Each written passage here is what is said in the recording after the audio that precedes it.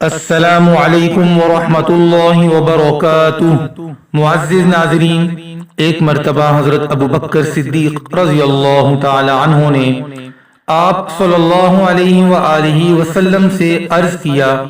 کہ آپ مجھے کوئی ایسی دعا سکھا دیجئے جسے میں نماز میں پڑھا کروں، تو آپ صلی اللہ علیہ وآلہ وسلم نے فرمایا،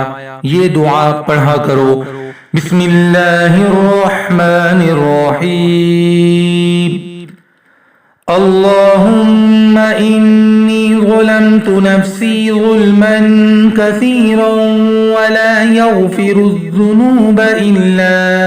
انت فاغفر لی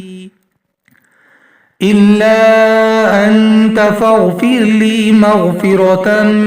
من عندك وارحمنی